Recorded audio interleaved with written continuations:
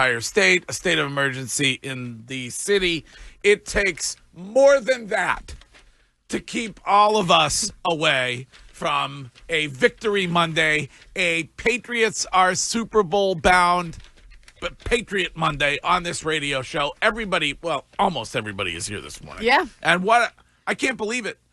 Curtis, I cannot believe that we are talking about this New England Patriots team after all that we have been through last 4 years on the way to the Super Bowl. I can't believe it. I went to one game this year, and it was the loss at home to the Raiders in week 1. And I remember walking back to my car being like, I can't do another year of 4-13. Like, I just can't. And then to sit there yesterday, and when your team wins the first of the 2 AFC and NFC championship games on Championship Sunday, that night is euphoric. Because you sit back, you know you're already there, you're just waiting to see who you're going to play, and you're listening, if you're me, you're listening to a soundtrack of Mr. Super Bowl himself, Tom Brady on the call. And I could in a million years have never predicted this. The only team that was more surprising is Wiggy's in 2001. Yeah. But right. like every part of this is shocking. It's shocking in how it was so basic. Like the football, it's not some like greatest show on turf. It's not like they created the Wildcat like Sperano and the Dolphins. Like it's just football. They're grinders. Like they grind out a win when they need to grind out a win. And immediately after Drake May's post-game interview on the field where he says, the Pats are back, baby. Yeah. Let's go get one. Yes. I could have run through a wall. Please don't. I'm already taking abuse on the text line because we have a pregnant lady at work in the middle of the storm of the century. Yeah, and people say that I'm soft. No soft here. No, Courtney, would you say you're a better driver now that there's a man with you? Yes. Santo drove me in and will be picking me up. Yeah. Props to Santo. Good job, now that's a good husband. He was up very early getting us out of there.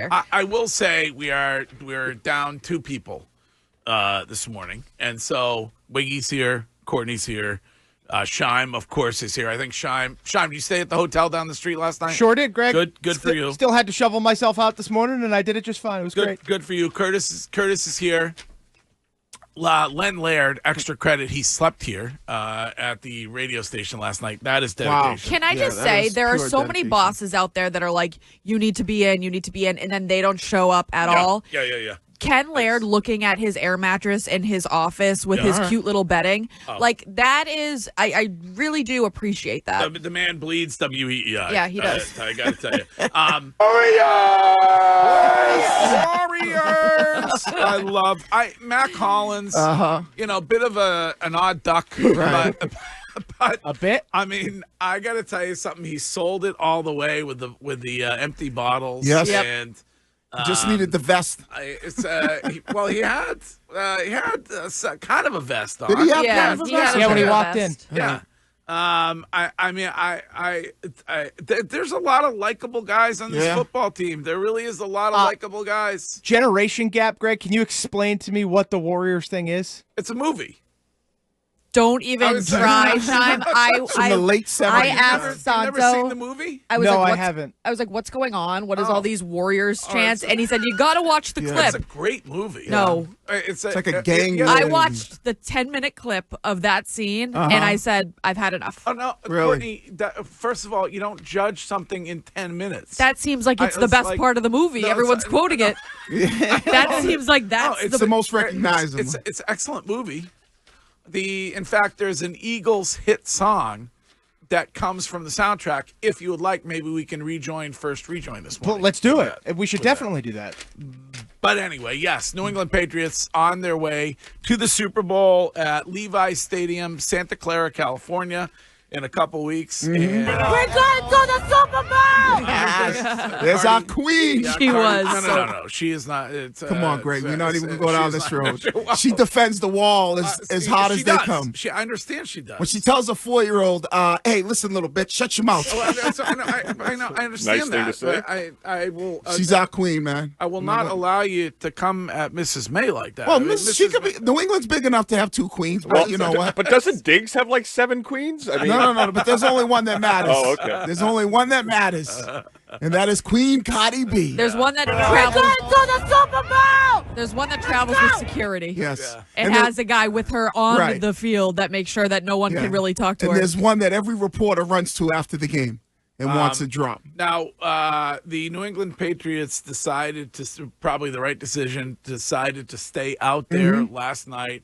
And so when it comes to Mike Vrabel, the head coach of the New England Patriots, and the rest of the interviews that we have for you on this radio station on Patriots Monday, they will happen tomorrow. So that team flying back at some point today, and we will be at Gillette Stadium tomorrow morning with the head coach of the New England Patriots, Mike Vrabel. And I got to ask the question to Wiggy, because what the guys were saying was that Mike Vrabel told them no curfew last night, but that the bus leaves at 8 a.m. to get on the flight. Oh, that's fine. Does anybody miss that bus? If they do, like he said, you won't be playing in the bowl. Yeah. Yeah, I don't think you. But if you just played a football game, so you sweat a bunch, and you're at altitude getting bombed, not a great situation. Yeah, I could see myself missing that. I would say just, you know what, just go out, have fun. It's Denver. I don't know, what to do. They're probably staying. They're all staying in the hotel. Wiggy, don't you have a saying for this?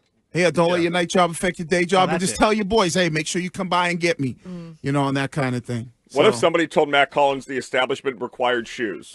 He probably wouldn't. He would not be let in. Oh, man. I know it was a good night for me because I won some money. So Oh, you did? Yes, I did. I didn't listen to Costos and take the over. I hope nobody Or else, the Rams. Holy I cow. hope nobody else listened to Nick Costos.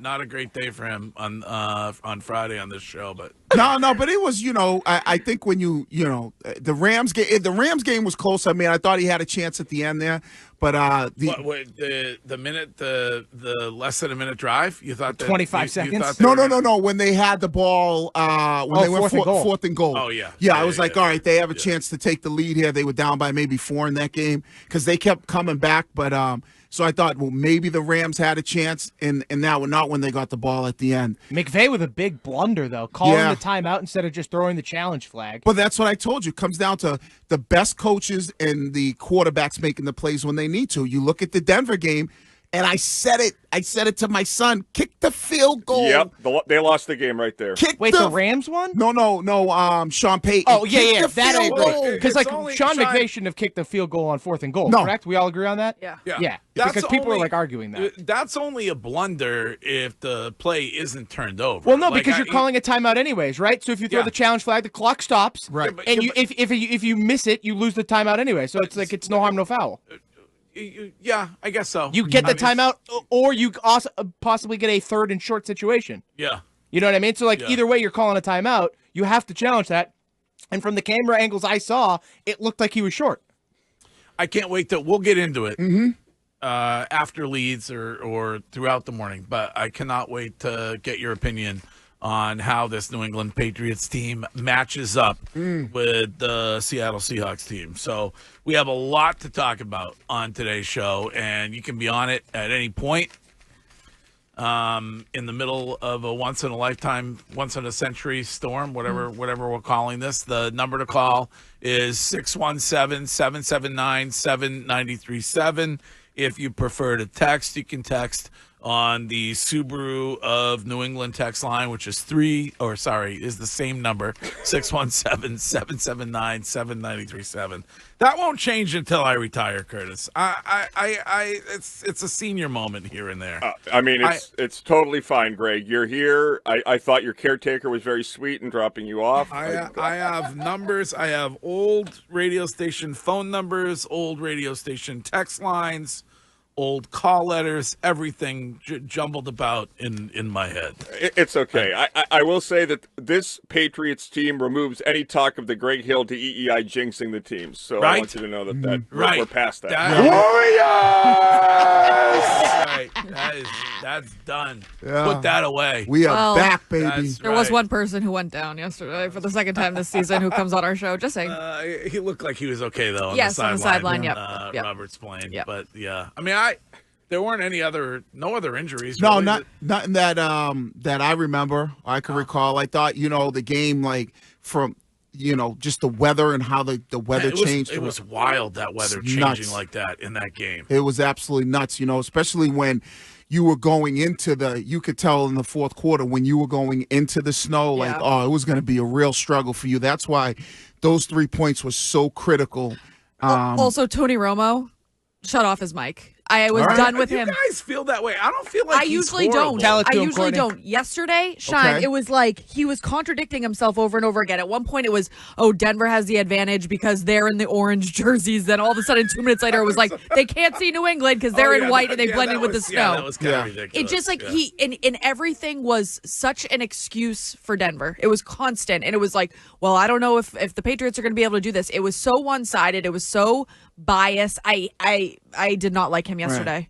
He was a little bit. He did go a little extra with the Stidham. The Stidham love. Like, bro, he made one throw. Other than that, he was Jared Stidham. The guy that was going to have the worst game in the NFL history had better numbers than Drake May. I give him better numbers than Drake May had one play. You said that they were going to blow doors, and that I was an idiot to say that you wouldn't notice the difference. I thought they were going to. I thought they were going to win by double digits, but defensively they both played good. Luckily, Stidham did what he did and basically pushed the ball with two hands backwards.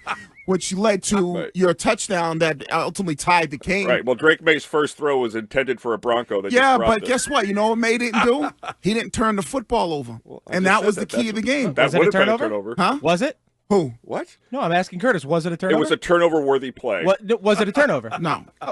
You got me, Shime. I don't even have an answer to get out of this one. All I was told was that I was an idiot for saying that Stidham wouldn't be awful. He was awful. He was in the beginning of the game. He wasn't. He was over. He made one throw. Okay, 0 for 3. Then the next series. Then he made one throw. Yeah, but that was pretty good one. 54-yarder. He was good for like 3 drives. I got a little nervous during that. This is the exact